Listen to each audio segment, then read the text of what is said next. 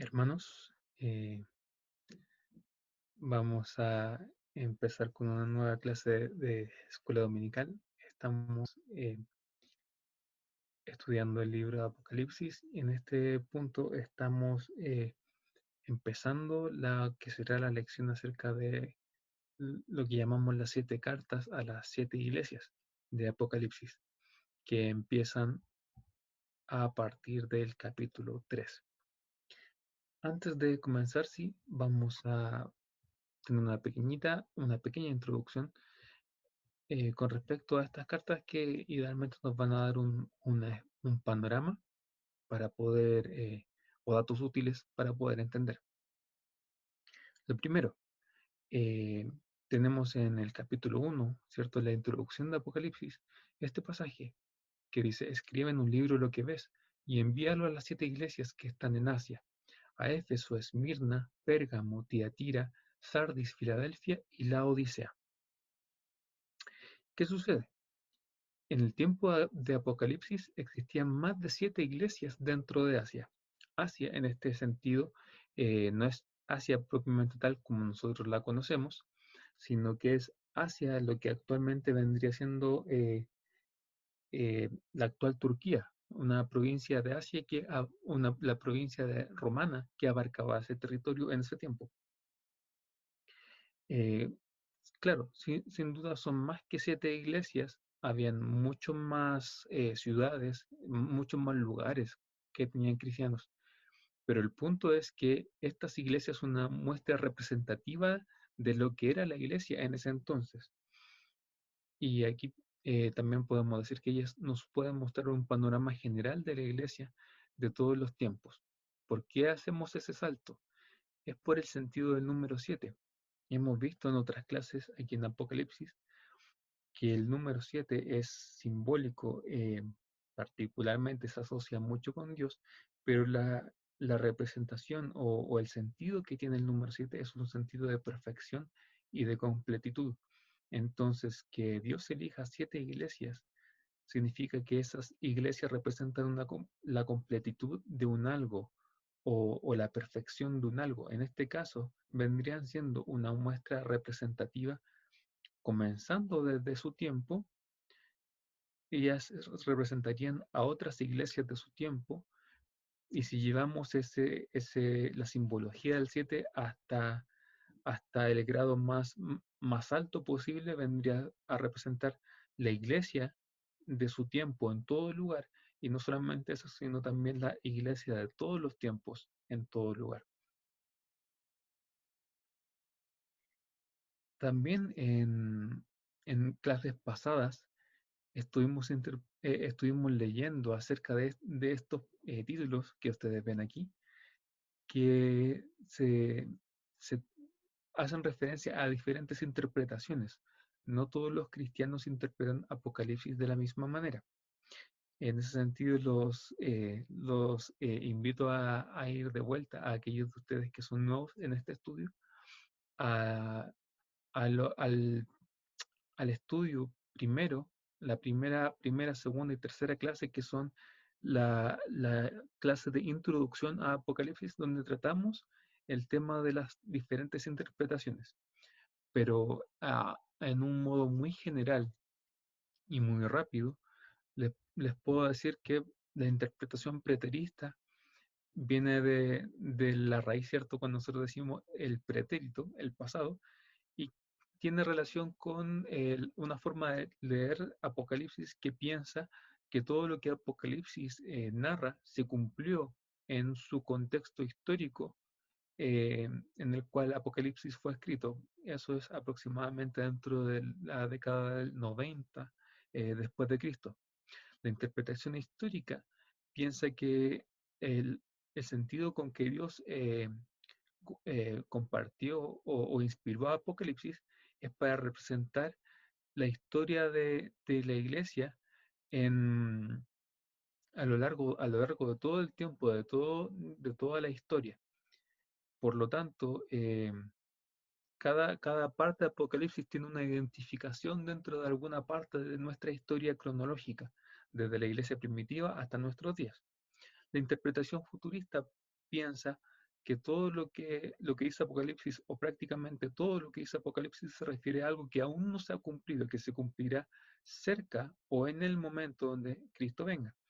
Y la interpretación idealista es una interpretación que separa el cumplimiento de las cosas de un momento histórico. Entonces nos dice esto se cumple en tal momento, o ya sea antes o después, sino que más que nada saca los principios de, de Apocalipsis y lo que Dios, como a grosso modo las lecciones que Dios está imprimiendo en Apocalipsis. Entonces, en estas cuatro perspectivas, hay cuatro formas también de entender qué significan estas siete iglesias.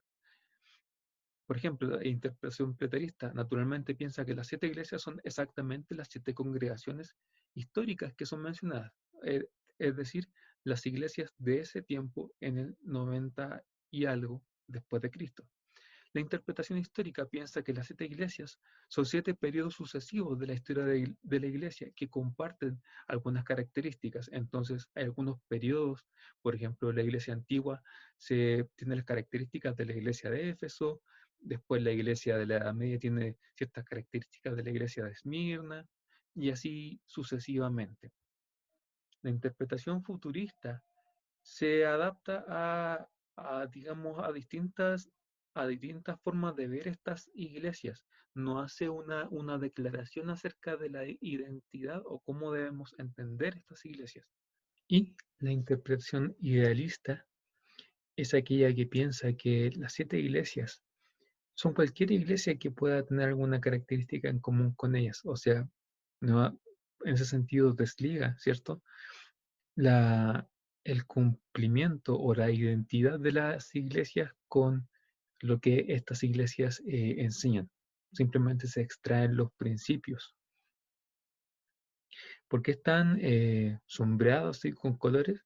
Porque a modo personal pienso que, las que pueden estar más cercanas al sentido correcto, podríamos decir, son en cierto sentido la preterista y la idealista.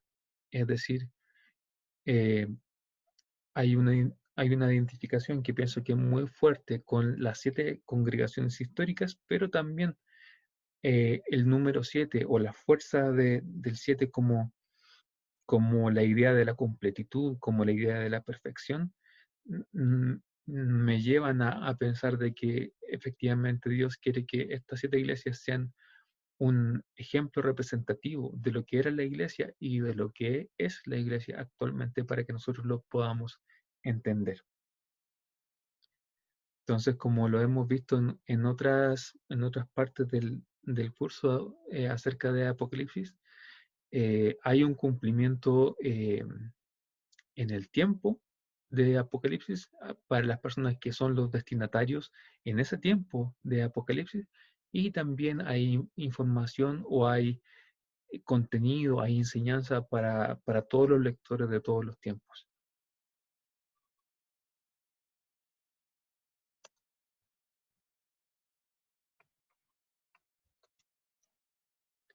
Las ciudades no parecen haber sido elegidas al azar. Ciertamente esto es una componente muy específica y que habla mucho del conocimiento o del contexto de ese tiempo, que también juega en contra eh, de lo que vendría a ser una interpretación histórica, ¿cierto? De que las iglesias, cada iglesia representa un momento en el tiempo. Eso se hace muy difícil pensando en esto, que hay características que son muy específicas al tiempo en que se está escribiendo Apocalipsis, por ejemplo, porque la lista de las iglesias es exactamente la misma lista que sería mencionada en el orden en que un mensajero viajando hacia el norte a través del camino principal desde Éfeso a la Odisea las nombraría. Por ejemplo, aquí en la imagen podemos ver que están desde el 1 hasta el 7, y si ustedes se fijan aproximadamente en el mapa que tienen a su izquierda, el 1 Éfeso, después seguiría 2 Esmirna, 3 Pérgamo, 4 Tiatira, 5 Sardis, 6 Filadelfia y 7 la Odisea. Entonces, un detalle tan específico juega en contra de una interpretación tan abstracta y tan difícil de obtener a partir del texto como es la interpretación histórica. Estas ciudades, además, forman parte de una ruta postal circular que les daba una relevancia especial debido a su facilidad de acceso. Esta ruta, digamos, o este camino, era un camino, si era postal, si eran caminos principales del Imperio Romano, eso hacía que las iglesias fueran ciertamente importantes o fueran relevantes. Si pensamos, digamos, trayendo ese dato a nuestro tiempo, obviamente las ciudades principales de nuestro país están cerca o están al paso de los caminos principales. Eso habla entonces de la importancia de la identidad, ¿cierto?, de cada una de estas iglesias. Además, las iglesias parecen haber sido muy importantes como centros de organización y de distribución para otras comunidades de la zona, que se cree que en el tiempo de Juan, esta zona de la provincia romana de Asia tenía la mayor concentración de cristianos en el mundo. Como lección práctica, entonces, uno aquí puede apreciar la providencia y la sabiduría de Dios en en la forma en que se desarrolla el mundo. Dios elige soberanamente y sabiamente un momento y un lugar para compartir Apocalipsis, donde Él sabe que no solamente estas cartas se van a quedar en esas 7 iglesias, sino que también ese contenido y esa información va a alcanzar a otras iglesias en ese lugar y a partir de estos puntos tan importantes también va a poder alcanzar a otras iglesias que estaban diseminadas en el mundo antiguo.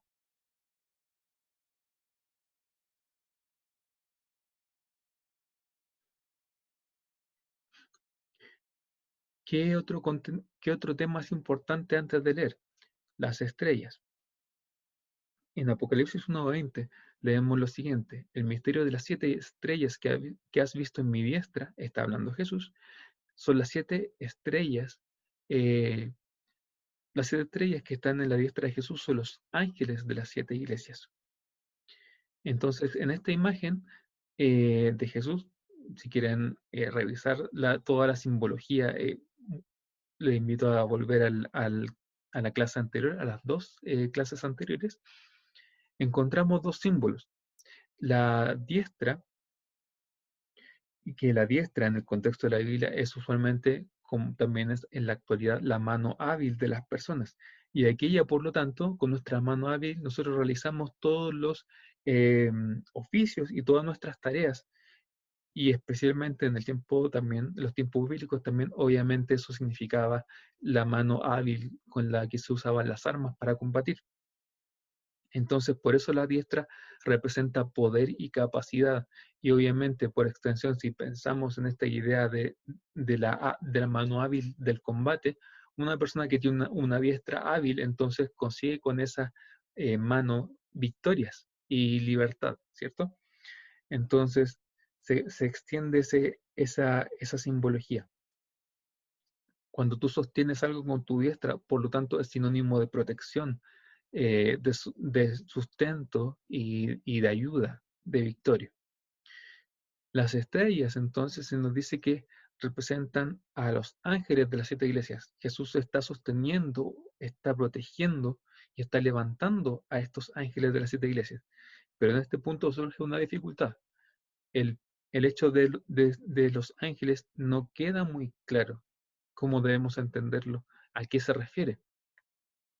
Claramente tienen relación con las 7 iglesias, pero ¿cómo entendemos esto?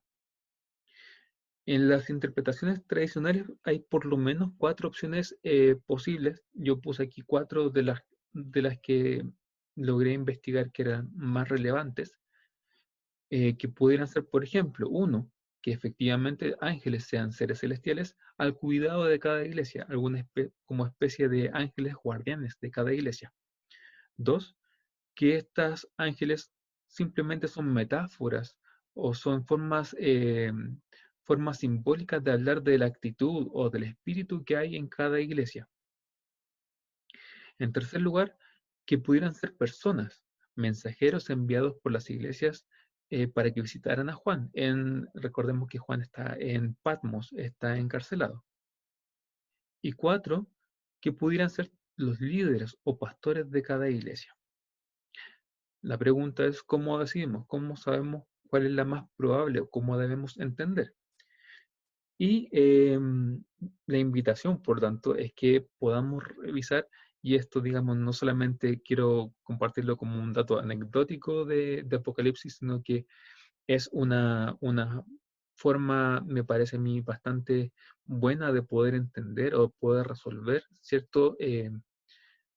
Distintas formas o cuando tenemos dudas acerca de la Biblia, que uno pese los puntos a favor y en contra de cada interpretación para ver cuál es la más probable de ellas. Pensemos entonces, o con los datos que tenemos o con la información que tenemos, qué opción eh, vamos a elegir como la más probable que Dios quiere tratar de que entendamos. Un dato, por ejemplo, que tenemos es la palabra ángel, que en el griego es ángelos y que significa mensajero. Dentro del contexto de Apocalipsis, ángel siempre habla, digamos, a excepción de este punto, siempre esta palabra se refiere a los seres celestiales que tradicionalmente conocemos. Entonces, esto jugaría en contra de la opción 4 y de la opción 3, también de la opción 2. Pero, fuera del contexto de Apocalipsis, en los evangelios, esta palabra sí se usa para asignar a mensajeros humanos en los evangelios de Mateo y también de Lucas. Hay palabras que vemos en esos evangelios que en español son mensajeros, pero en inglés, o sea, en griego, perdón, eh, se refiere a la palabra ángelos. Entonces, eso puede ser también digamos, pone la balanza en equivalencia. Otras cosas que tenemos que tener en cuenta y que pueden ser decisivas es cuando analizamos esto, el problema de la primera opción es que Dios no tendría una razón para escribirle una carta a un ángel como un ser celestial. Además, a la mayoría de estos ángeles se les llama la atención por problemas o por su mala conducta. Y obviamente eso no es consistente con los seres celestiales. Así que, en ese sentido, cuesta un poco entender cómo podría ser la primera opción. La opción número 2 también tiene este mismo problema. ¿Por qué se le envía una carta o por qué se le comunica algo a un concepto, a una metáfora? No tiene mucho sentido, es poco probable. Por otra parte, pensando también en el contexto que hemos leído, en este lugar destacado la diestra de Jesús no calza muy bien simplemente con un hermano que haya sido elegido de una iglesia para ir a visitar. No cualquier hermano podría o tiene sentido, podríamos esperar que estuviera en este lugar de privilegio en la diestra de Jesús, que esta simbología de la estrella simboliza a algún hermano cualquiera que fue elegido. Entonces eso juega en contra de la alternativa número 3. Por lo tanto, en la forma en que se habla, por las características que tiene, eh, la opción más probable es que sea la número 4, que estas estrellas sean los líderes o pastores de cada iglesia y que sí, efectivamente son responsables y son parte de la iglesia, como para que a ellos se les pueda enviar una comunicación y a ellos se les haga responsable como parte de la iglesia que representan de las cosas que se dicen en cada carta. Los mensajes a las 7 iglesias que Dios le encomienda escribir a Juan tienen una estructura muy parecida, que se puede resumir de esta manera. Detalles más, detalles menos, todas las cartas o los mensajes tienen esta estructura. Primero, la orden de Jesús de que se escriba este mensaje y una presentación de Jesús que generalmente es tomada de la visión que hemos estudiado en el capítulo 1. 2, un, uno o más pasajes de alabanza de los aspectos positivos de la iglesia. 3, un reproche también de los aspectos negativos de la iglesia. Jesús hace una evaluación. 4, Jesús también, a partir de estos detalles negativos, recomienda ciertas medidas, ciertas cosas que la iglesia debe hacer para poder ser restaurada, mejorada de sus problemas. 5, finalmente, hay una promesa para aquellos cristianos que se mantengan fieles. Vamos a utilizar este mismo orden para estudiar los mensajes para que resulte mucho más ilustrativo y fácil de recordar. Vamos a hacerlo como una especie de esquema para revisar cada mensaje en específico. Además, hay ciertos elementos que se repiten textualmente casi en cada sección. Particularmente el mensaje con el que comienza, o sea, el texto con el que comienza cada mensaje, yo conozco tus obras, dice Jesús, y finalmente la exhortación a escuchar la voz del Espíritu, el que tiene oído, oiga lo que el Espíritu dice a las iglesias. Sin duda, a pesar, algunas veces tendemos a pensar de que estos mensajes son cartas, o les decimos cartas. eh, Tenemos que recordar que Apocalipsis entero es la carta.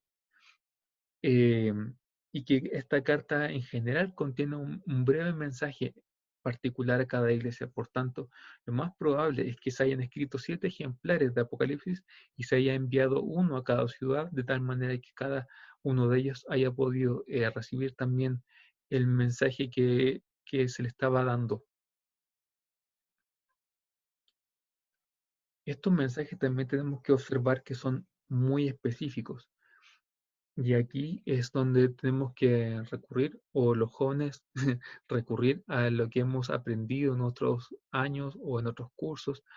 También me imagino que los hermanos adultos van a hacer lo mismo, acerca de quién es Dios y del conocimiento que tiene Dios, de un conocimiento que no es solamente de las cosas grandes de la historia, sino que Él conoce muy en específico incluso las vidas de las personas.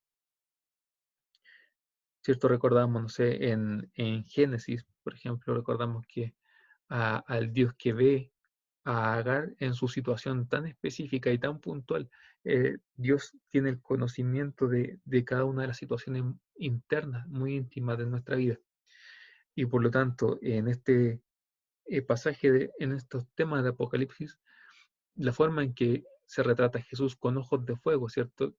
Em, Representando, como lo vimos en la clase pasada y antepasada, un conocimiento muy penetrante, y la expresión recurrente yo conozco tus obras revelan que sus palabras son con pleno conocimiento de las circunstancias e intenciones de cada iglesia, y por lo tanto, a partir de ese conocimiento Jesús va a hablar y se va a ajustar específicamente al efecto que él quiere causar en cada congregación. Aquí hay una cita de un autor, Henry Holly, en su compendio manual de la Biblia. Él escribe: el carácter de cada iglesia determina el aspecto especial de la personalidad de Cristo que Él presente hacia esa iglesia, la admonición severa o el consuelo amoroso, según sea el caso. A 5 de las iglesias, aun cuando Él andaba continuamente en medio de ellos, les dice que viene para juzgar o para premiar, sabiendo que el fijar en sus mentes en aquel día que estarán en su presencia tendría efecto saludable. O sea, Jesús elige las palabras con las cuales expresa estos mensajes, sabiendo que esas palabras tendrán un efecto, o para conseguir un efecto que Él quiere. La motivación del Señor para estas comunicaciones, en específico, las encontramos en que Jesús tiene un interés. Ese interés es el que su esposa, que es la forma metafórica en la cual conocemos a la iglesia en general, que esta esposa sea preparada, edificada, perfeccionada y digna de su compañía. Esto no es exclusivo de Apocalipsis, lo encontramos también en otras partes. Por ejemplo, en Efesios 5 encontramos el siguiente pasaje. Cristo amó a la iglesia y se entregó a sí mismo por ella para santificarla, a fin de presentársela a sí mismo una iglesia gloriosa, que no tuviese mancha ni arruga ni cosa semejante, sino que fuese santa y sin mancha. En Tito, por otra parte, encontramos lo siguiente: Jesucristo se dio a sí mismo por nosotros para redimirnos de toda iniquidad y purificar para sí un pueblo propio, celoso de buenas obras. Entonces, esto implica también una exhortación para nosotros, a que recordemos como cristianos que no estamos llamados a vivir a una vida de conformidad. En este punto, eso es la lección práctica. Como cristianos generalmente estamos muy cercanos al concepto de la gracia de Dios y al concepto del amor de Dios. Y ese concepto sin duda nos hace descansar, nos hace reposar en el Señor. Pero el punto es que aun cuando el Señor nos cubre con su gracia, Él no pretende que esa gracia sea una excusa o sea un impedimento para que nosotros tratemos en una forma liviana con nuestros pecados y defectos. Esto lo encontramos, por ejemplo, en las palabras de Pablo, en Romanos 6:15, cuando él nos dice, ¿pecaremos porque no estamos bajo la ley, sino bajo la gracia? En ninguna manera. El amor y la gracia tienen que ser herramientas em, que nos impulsen a servir al Señor, a seguir sus pasos con gozo. No están pensadas por Él para ser un impedimento en nuestro crecimiento. Nosotros deberíamos crecer en forma espiritual, en nuestra vida, en la forma en que llevamos nuestra vida.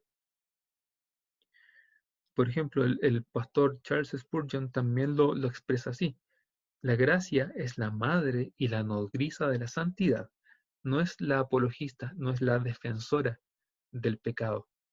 La gracia y el amor del Señor deben impulsarnos a eso.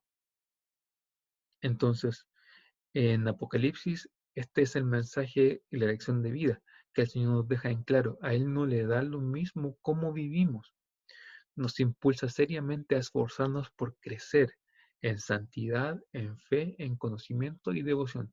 Sin duda con mucho amor, sin duda con mucha gracia a cada momento, a cada paso que damos.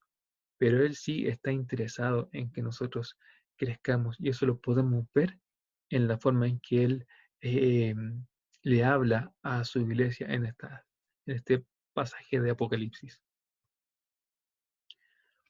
A pesar de que estos mensajes son sin duda específicos y personalizados a cada congregación, las exhortaciones del Señor estaban pensadas para alcanzar a todas las iglesias de la época. Aquí nuevamente volvemos al sentido del número 7. El que tenga oídos para oír, oiga lo que el Espíritu dice a las iglesias. Ahí podríamos poner incluso un énfasis en las iglesias. Dice el que tenga oídos para oír. O sea, cualquiera que sea, cualquiera que sea el lugar donde tú estés, si tienes oídos para oír, tienes que oír lo que el Espíritu le dice a las iglesias en general. Cualquiera que sea la condición de cada una de esas iglesias, el mensaje sirve para todos y en todo momento. Y finalmente quiero terminar también con esta otra lección práctica. Teniendo en cuenta lo representativo de estas 7 iglesias, por lo tanto, estos mensajes se convierten en una lección eh, muy útil y muy práctica para nosotros como iglesia moderna y como creyentes individuales. Si Jesús está enseñando una lección para las iglesias, uno debe ser sabio, digamos, si quiere escuchar esa recomendación. Si tenemos oídos para oír, oigamos y aprendamos. si estas iglesias son representativas de las iglesias de su tiempo y de todos los tiempos, entonces sin duda son ejemplos o son antiejemplos, son cosas, representan para nosotros cosas que tomar para nuestra vida. Lo que Jesús ve bien es digno de que lo imitemos. Y lo que Él reprende, entonces es necesario que estemos atentos para no caer en ello, o si hemos caído en estas cosas, entonces debemos dejarlas de lado. Pero ese es el sentido o la exhortación que podríamos tener de esta enseñanza. Así que hermanos, hasta aquí la clase del día de hoy y continuamos revisando las próximas clases estos mensajes uno por uno acerca de lo que el Señor les escribe a las iglesias de Apocalipsis. Saludos y bendiciones.